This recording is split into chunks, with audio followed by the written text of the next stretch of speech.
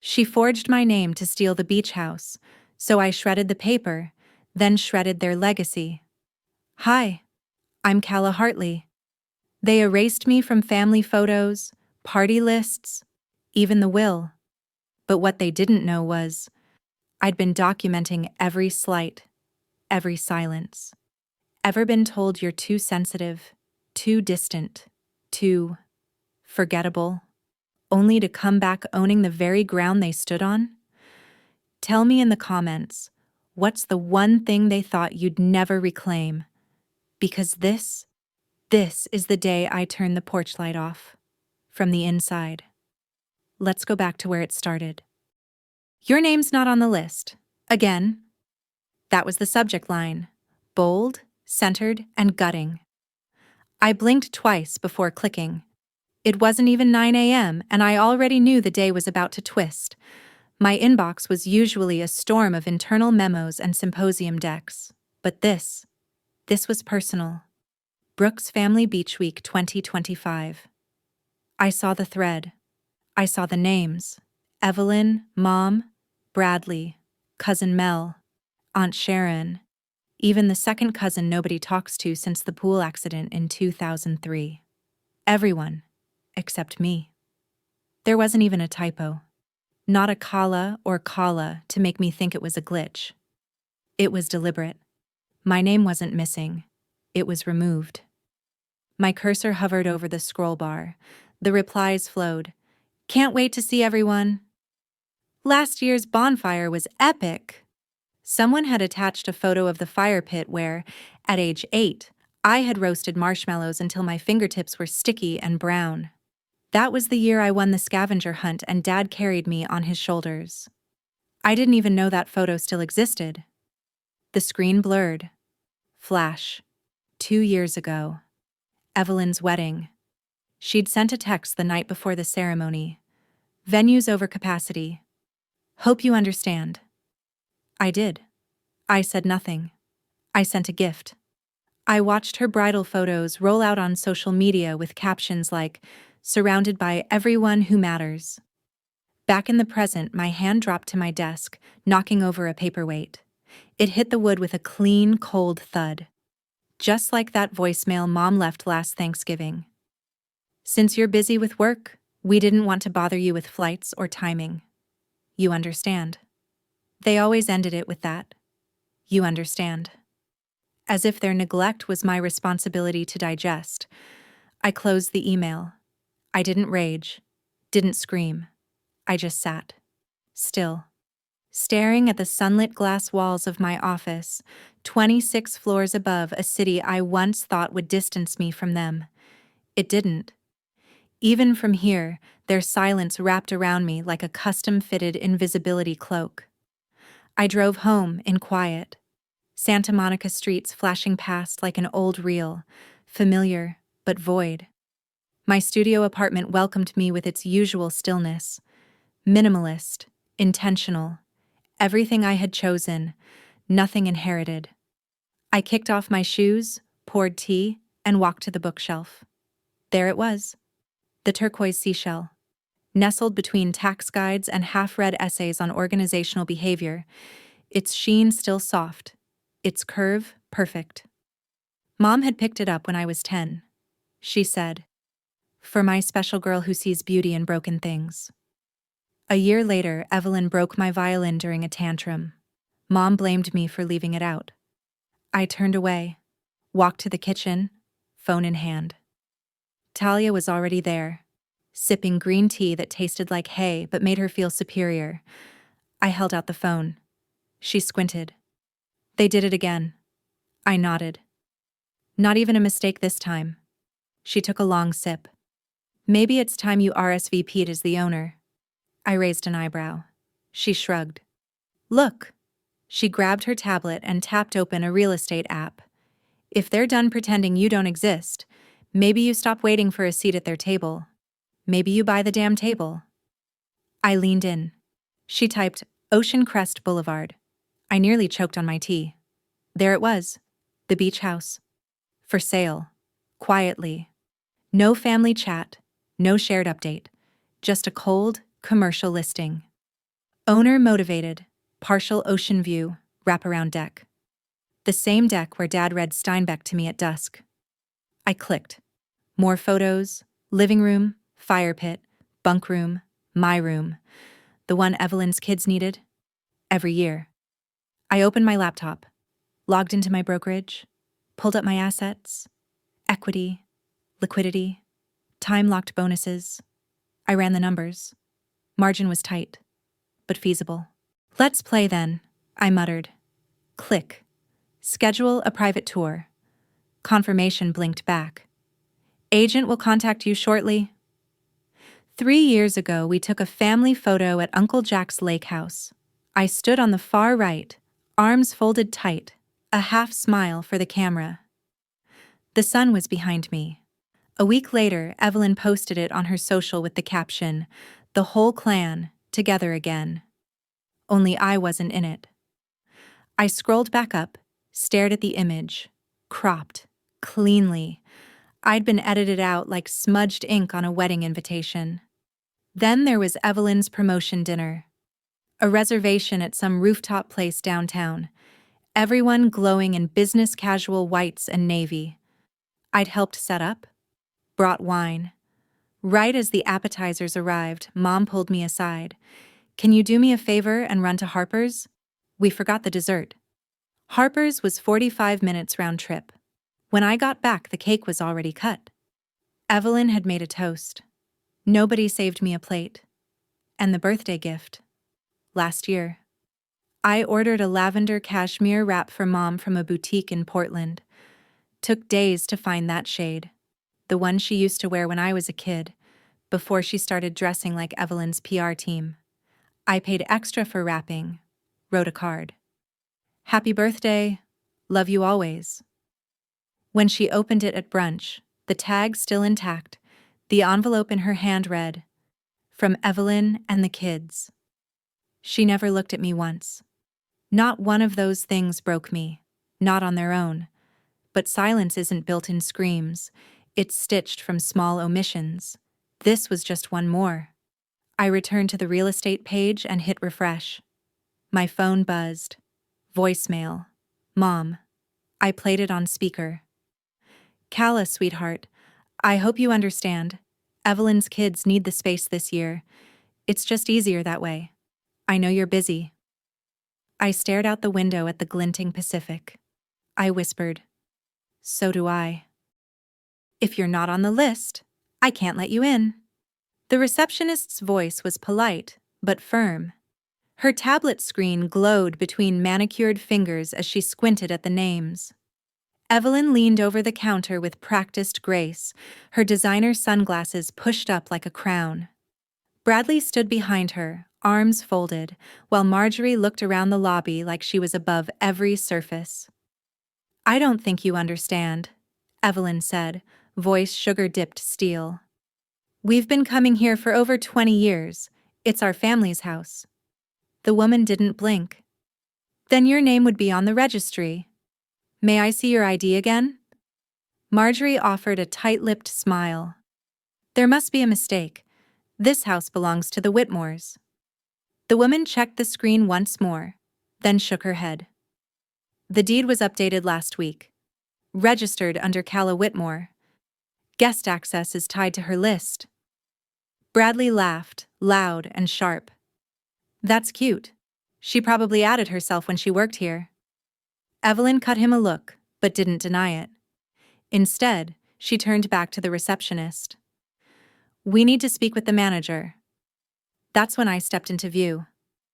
"I am the manager," I said, not raising my voice. I handed over my ID with a calm flick of the wrist. "And I'm the one who owns the house." Evelyn's eyes narrowed. "What the hell are you doing here?" "I could ask you the same," I said. "But the better question is, why would you assume I wouldn't be?" Flash. Summer. Years ago. I spent hours painting a mural in my bedroom. Ocean waves, flying gulls, a rising sun. When guests arrived that weekend, Evelyn led them on a tour. "I did that," she smiled, pointing to the mural. No one corrected her. Not even me. Not even Mom. Now, Evelyn's voice cracked. This isn't yours. I looked to the receptionist. Please confirm for them whose name is on the deed. She tapped once, then nodded. Miss Whitmore is the sole title holder. Anyone not on her guest list must be checked in as temporary visitors or vacate the premises. You've got to be kidding me, Bradley muttered, stepping forward. This is some kind of setup. He tried pushing past the desk. 2 uniformed security guards appeared instantly. One held out a palm. Sir, I need you to step back. A tourist with a phone raised elbowed her boyfriend and whispered, Are you getting this? I heard the unmistakable ping of a live stream going live. Unbelievable, Evelyn hissed. You planned this. I stepped closer. Number you planned a reunion without me. I'm just correcting the guest list. Marjorie looked at me for the first time, really looked. Her mouth opened, but no words came. The mask she wore so well, composure, social elegance, began to slip. Calla, we didn't know. You knew, I said flatly. You always knew. You just didn't think I mattered. Have you ever realized you weren't forgotten? You were deliberately erased? That hollow moment when silence wasn't ignorance, but intention. If that's ever happened to you, comment the number 7 below. Now, let's see what came next. Security turned slightly toward me for direction. I gave a small nod. Please escort anyone not on the guest list out through the south exit, the receptionist instructed gently. We can hold your luggage until transportation arrives. Evelyn grabbed her designer bag with sharp fingers. Bradley cursed under his breath. Marjorie looked back once, but I didn't.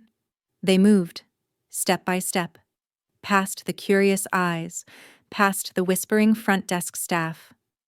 One of them murmured, Wait, that was her house? When the glass doors slid shut behind them, I let out a breath I hadn't realized I was holding. Evelyn scoffed, her laugh brittle. You think this makes up for anything? You're being dramatic. I tilted my head. You remember last summer, don't you? The resort in Big Sur? You put my name down for the suite booking. Guess who got the $2,100 invoice when you conveniently forgot to update the file? Her jaw twitched. And Bradley, I continued, not even looking at him yet. How's that 75-inch flat screen? The one you charged to the credit card that Mom said was for emergencies, then ghosted the payments? Bradley flushed. I was going to pay that back. You said that a year ago. And Mom, I turned toward her last. Remember when I was stuck in Newport overnight and asked to sleep at the house for one night? You told me the linens weren't clean, suggested a hotel. 3 days later, Evelyn posted pictures of you both spring cleaning in that very living room. The lobby was silent now, tension folded into the air like napkins before a doomed dinner party. No shouting, just facts, neatly laid out like receipts. I'm not erasing you, I said, voice flat. I'm just returning the favor. Just as I turned toward the elevator, Evelyn's voice snapped through the still air behind me. You'll hear from our lawyer. I smiled without turning. They'll love the clause on tax default. I pressed the button. The elevator opened with a soft chime. Inside, I stood alone. And this time, they'd have to say my name. You're not just on the deed, you're on the trust. That's what Mr. Beach said after 20 minutes of quiet page turning, his bifocals sliding down his nose, and my heart tightening by the inch. But I'm getting ahead of myself. The lock on Unit 43B gave a stubborn click as I twisted the key. The roll-up door groaned upward like a throat clearing after years of silence. Dust bloomed in the beam of my phone flashlight. The scent of concrete, cardboard, and something vaguely floral, lavender sachets maybe, drifted from the back. There it was. The cedar trunk. My grandmother's. I dragged it into the open space and knelt beside it. The latch was rusted but gave way with a firm tug. Inside, her familiar meticulousness. Sealed plastic folders, old hand-knit scarves, a tiny metal tin of mints she never actually opened. And then I saw it. A journal, ocean blue with faded shell stickers along the edge, and beneath it, an envelope, thick, creamy, with my name written in her script. Calla. Open only when the silence is louder than your heartbeat. I opened it. Inside, a short letter and a legal document titled Whitmore Family Property Trust Agreement. I sat back against the wall, paper trembling in my hands. Her letter was short. Just a few lines.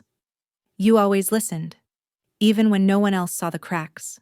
This deed is yours if they ever let the house rot. Love, Grandma Agnes. I didn't cry. I stood, wiped my jeans, and called the number on the back page. That's how I met Roland Beach. His office in Newport Beach was all cool stone and precise lighting, unapologetically neutral, the kind of space meant to calm wealthy people through inevitable legal war. He greeted me at the door himself. Mid-60s, trim gray suit, the kind of man who remembered birthdays and clauses by heart. I handed him the envelope and sat. He flipped through it silently, nodded twice, marked a page with a brass paperclip. Then he looked up. You're not just on the deed, you're on the trust, he said. Your grandmother established a conditional clause. If the primary caretakers defaulted on maintenance or taxes for more than a year, ownership reverts fully to the secondary beneficiary. Me, I said.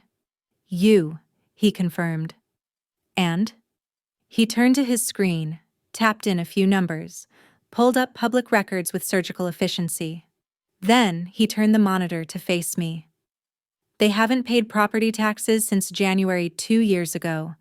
No payment extensions, no escrow account, no maintenance permits filed, not even an HOA inspection. I stared at the screen. There it was. The pattern of neglect, now backed by county data. They were coasting, I murmured. They were gambling, he corrected, on no one checking. He slid a document toward me. You hold majority control, Miss Whitmore. We can execute transfer effective immediately. There was no ceremony, no notary waiting with a camera, just paper, pen, and air. I put on Grandma's old brooch, sea glass wrapped in copper wire, then picked up the pen. Execute transfer, I said. I signed. He tapped his fingers together, smiling faintly. I wish more clients came this prepared. A week before the reunion email, I'd called the family's financial institution, not because I wanted access, but because I suspected something was off with the beach house insurance renewal. The woman on the phone sounded sympathetic, until she looked up the account. Sorry, Miss Whitmore, she said after a pause. You're not listed as a relevant party to this property. We can't disclose anything further. I remember the click of the line ending, not even a proper goodbye. That sting of being invisible on paper made this moment with Beachland like a reversal. He leaned forward now, tapping the clause with a capped pen. Frankly, Miss Whitmore, this kind of structure wasn't just meant to pass on a house. It was protection, legal insulation. Whoever designed this knew there'd be trouble. I almost smiled. She did. I'll have my team check if there are any other minor holdings, he added. Based on the way this trust is worded, she may have layered more than one asset beneath this clause, possibly stocks, bonds, or municipal land use. I nodded slowly. Do it. The light shifted across the office blinds, shadow-cutting diagonals across the signature page. Before signing, I reached into my bag and took out something small, tucked in the lining since college, a single bronze key. I remembered the weight of it, the night she'd slipped it into my palm, the breeze thick with salt and porch light shadows. This is the one that actually works, Grandma had whispered. The copy I gave your mother sticks. That should tell you something. I hadn't understood then. I did now. And when I signed the line that executed transfer, I didn't just take ownership of a house. I stepped into the role she built for me years ago, behind their backs, in plain sight. My phone buzzed as I stepped into the hallway. A message lit up the screen. R.E. Temporary injunction. Family dispute imminent. I didn't open it. Not yet. She manipulated our father. He wasn't in his right mind. Evelyn's lawyer practically shouted it across the courtroom, pacing with false confidence in a navy suit that tried too hard to look expensive.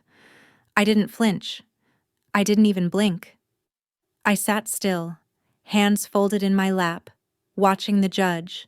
Not the lawyer, not the whispers from the gallery, not the flash of Marjorie's anxious hands ringing the same pearl necklace she wore at Evelyn's engagement party.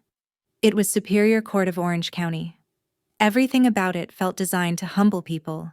Cold walls, fluorescent lighting, the rustle of paper louder than breath. But I wasn't here to be humbled. I was here to finish what Grandma started. The courtroom settled as the judge gave a slight nod. Proceed with opening statements. Evelyn's lawyer adjusted his cufflinks like it might change the outcome. Your Honor, this is a case of manipulation wrapped in sentiment. My client's father, Mr. Gerald Whitmore, was not in a sound mental state when he signed the transfer. Ms. Calla Whitmore used timing, isolation, and emotional leverage to secure sole ownership of a family property. Behind him, Evelyn nodded emphatically, eyes darting to reporters in the gallery. The judge didn't even lift an eyebrow. He just turned slightly toward me. Miss Whitmore? I stood slowly. With the court's permission, I said, I'd like to present 2 pieces of evidence. The bailiff rolled out a monitor and I stepped up with a thumb drive. This video, I said evenly, was filmed by my neighbor 3 weeks before the signing. I hit play. My father sat on a porch swing, summer light painting his face with gold. He looked thinner than I remembered, but his voice was clear, his eyes sharp. You don't visit unless there's a check involved, he said to someone off camera. Then turned toward me, smiling faintly. She's the one who shows up when it's just quiet. You could hear a pin drop. Then came the second file, an audio clip, and it wasn't grainy. It was razor sharp. Evelyn's voice. Let her rot in her condo. She was never part of this family. Not really. If she wanted to matter, she should have played along. A gasp from someone in the back. I didn't turn to see who. The judge leaned back, removed his glasses, paused for a full 5 seconds, pressed the frames gently to the bench. Then, like slicing through fog, he spoke. This court finds no grounds to pursue annulment of transfer. The video shows full mental clarity. The audio demonstrates motive to exclude, not victimhood. The transfer is lawful and protected. Case dismissed. Evelyn made a sound, half scoff, half sob. Marjorie's face drained of color. The lawyer shuffled papers like they might change, but nothing would. I didn't look at them. I turned, walked through the gallery. Flashbulbs bloomed. Reporters called my name.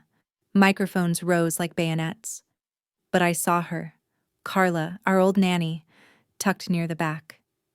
She gave me a small wave, eyes shining. I gave her the faintest nod. Then a voice pierced the hallway. Any regrets? I stopped. Turned halfway. Only that I waited this long.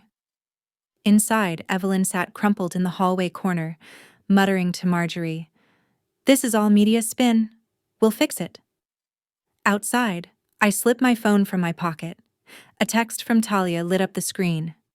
They're going to smear you in the press next. Are you ready? I typed one word back. Always. After the verdict, I didn't go home. Instead, I walked 3 blocks south to the county records office. Not for ceremony, for proof. Inside, I requested a certified copy of the deed transfer and the court's ruling. The clerk, a young man with an undercut and an earring, scanned the screen, raised an eyebrow, and said, You want extra copies? This one's going to get attention. I asked for 10. He handed them to me in a manila folder, stamped and sealed. Next stop, the HOA board. Their monthly meeting was that night. I knew Marjorie had been absent from the last 3, and Evelyn had failed to renew the compliance report for annual maintenance. When I walked into the clubhouse, 3 board members looked up mid-cookie. "I'm Calla Whitmore," I said, setting the folder on the table. "The new legal title holder of 404 Ocean Crest." I showed them the stamped order, the deed transfer, and the tax default letters.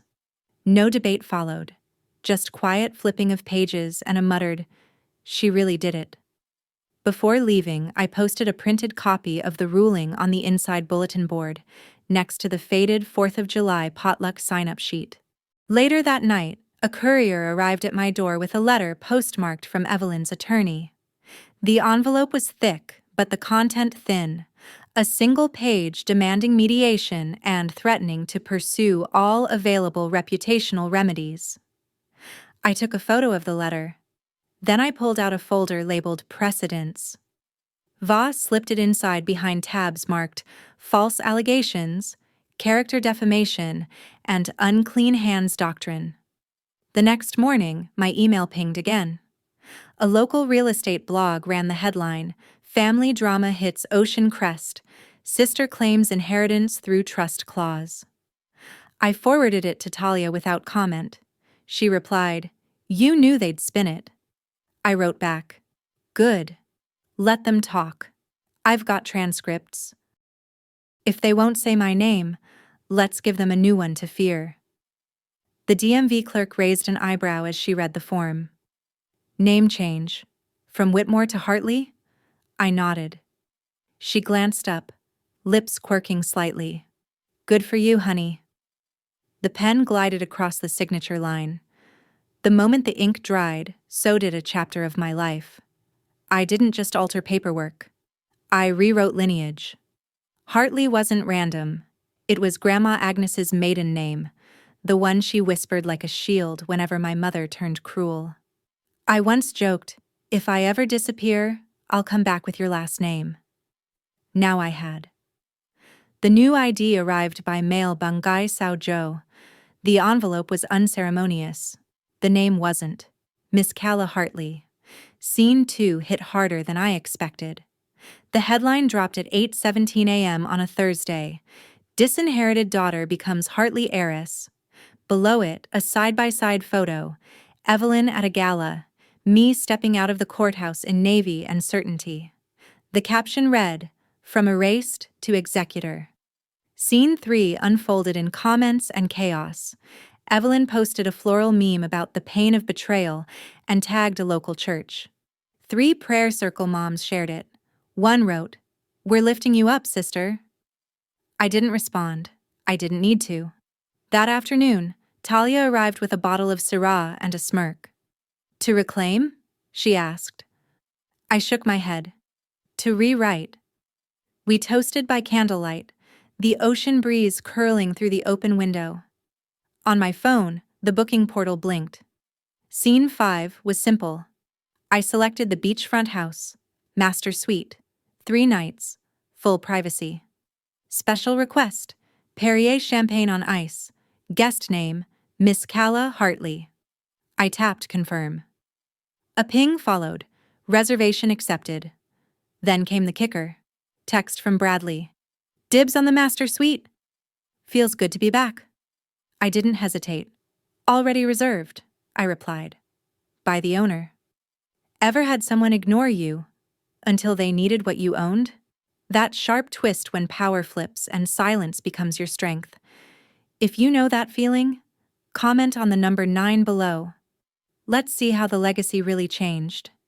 Somewhere in the static of their family group chat, Evelyn began deleting comments.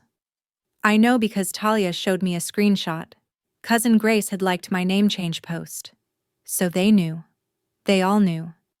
And now, when they speak my name, if they ever do again, it won't be the one they tried to bury. It'll be the one I chose. Hartley. The next day, I opened Instagram. Not to post, just to observe.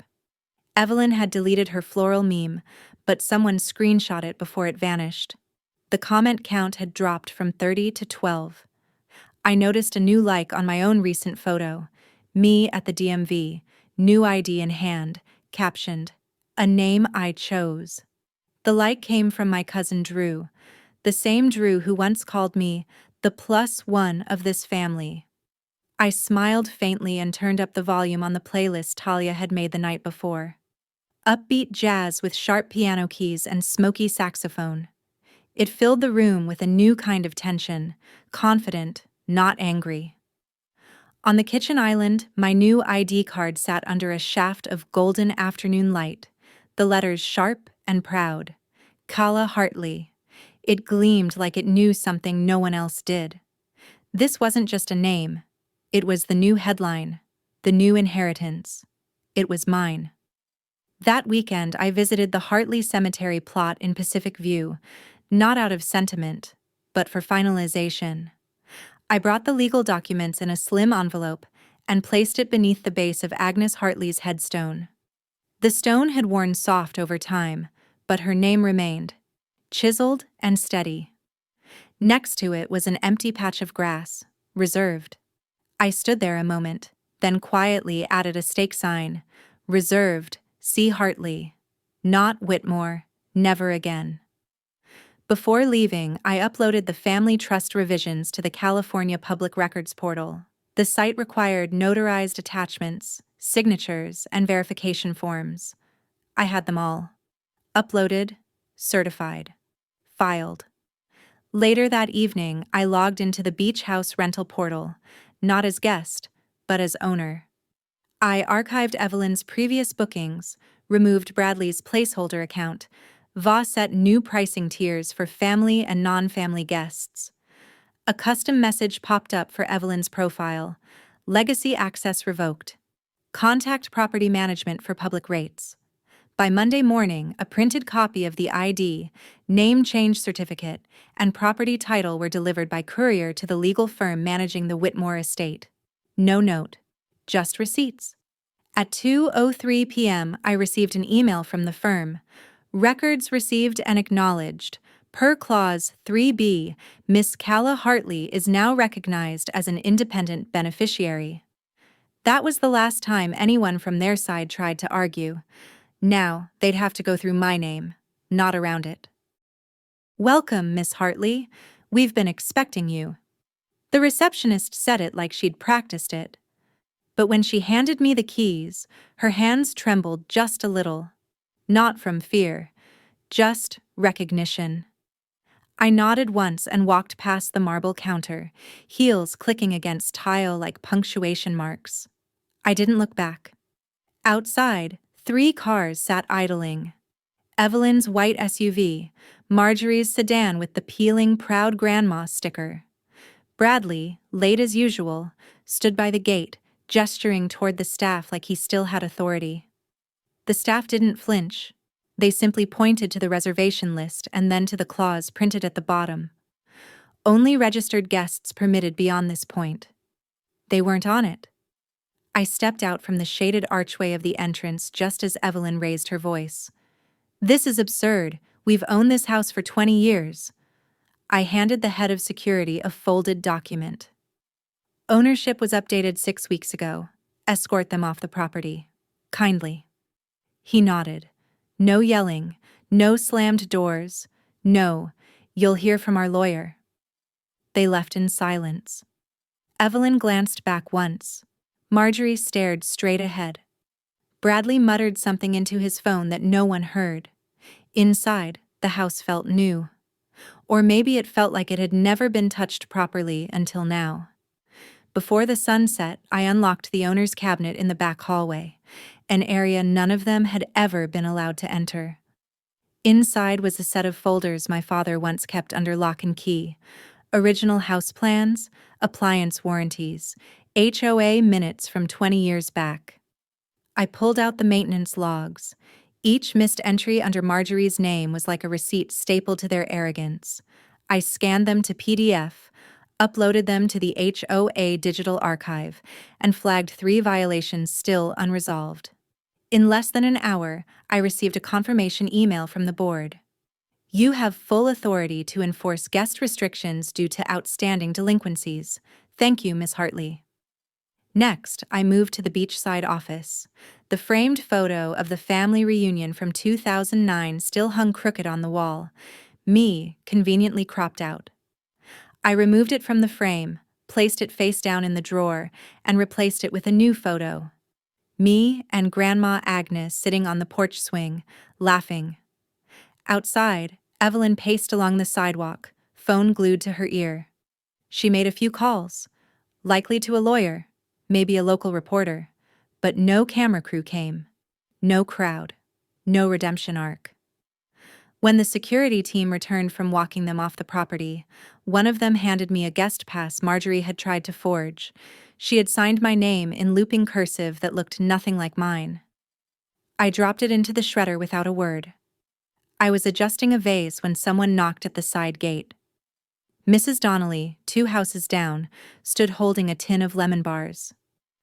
Your father used to say, she smiled gently, that you were the only one who understood tides. That girl thinks in waves, he told me once. I blinked hard, took the tin, and said nothing. As dusk settled in, I stood barefoot at the shoreline watching pelicans glide just above the waterline, wings stretched like they were immune to gravity.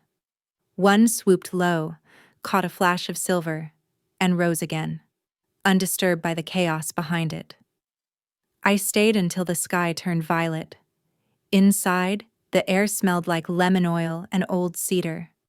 Talia had already headed home, but she left a note beside the wine glasses.